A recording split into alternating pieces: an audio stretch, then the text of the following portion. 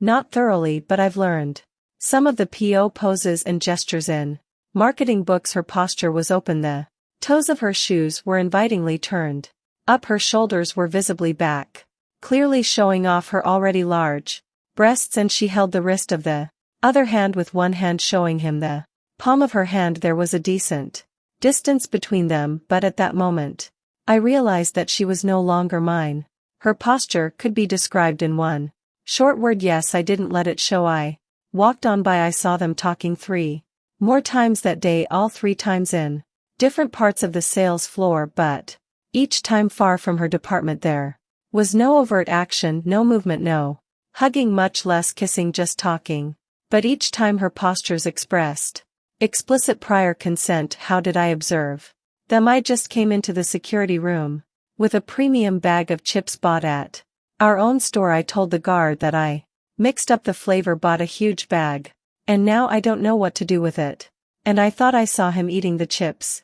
The guard excitedly confirmed that he really liked chips. I gave him the open packet, and as if in between said that I was preparing a marketing campaign and would like to see the behavior of customers. He gratefully allowed me to enter the observation room several times, and I repeatedly entering, pretending with a clever look that I was writing something down on my smartphone. Watched Tina and Keith. It was all a foregone conclusion. No, I tried to talk to Tina again that evening, but the conversation ended almost immediately after she blatantly lied to me about not talking to Keith today. I didn't know what to say anymore. I could say that I'd seen them, that she'd lied, but what good would it do? The line hadn't been crossed yet, and if I told her everything I knew, it might make her more cunning. There was a small chance she'd still resist, so I kept my mouth shut. I just waited faintly, hoping for that chance. Not that I was spying on Tina, but yeah, I did a little spying. When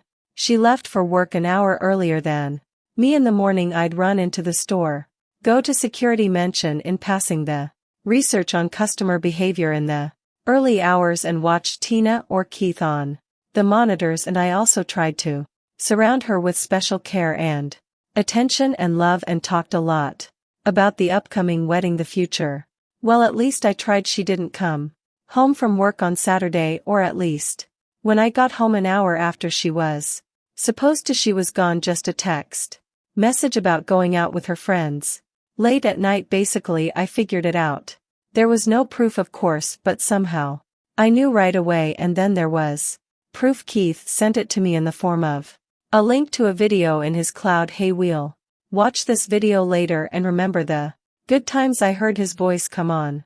Give me a smoochy, and she smilingly raised 2 fingers in the shape of the letter V and then stretched out her lips in a kissing motion, although she didn't seem to know that her lover was going to send the video to someone. It looked like she was showing it to me. It was over, I mean, between me and her, and they were still going at it. As embarrassing as it is to admit, I couldn't tear myself away from the spectacle and watched to the end. So I heard his panting voice. Am I better than him? Better, she answered with a laugh. Tomorrow I'll you at work. We'll have time before he comes. It's dangerous at work. She tried to object, but he slapped her light on the cheek and said, I'll decide when and where I have you. You're my girl. Now it was a strange feeling. I was terribly hurt and somehow ashamed. I opened the closet and started shoveling out her clothes. About an hour later, I brought 3 boxes and a bag of her things to her parents' house, unloaded them at the door, rang the doorbell, and quickly ran for cover. Waited for the door to open, and leaving her surprised father to look at the things, hurried away. I returned home, took out the bottle of gin she'd given me months ago and hadn't drunk, and was about to uncork it. But suddenly a funny plan occurred to me. Keith would be grinning in my face at work in the morning, hoping that I wouldn't dare to admit publicly that I'd become a cuckold, much less pick a fight with him, and he'll probably brag about his victory to a couple of his colleagues, maybe even show them the video, and behind my back there will be whispers and giggles, both from those to whom he'll present the evidence and from those who will enjoy the rumors. So where does that leave me? Quit and go far away.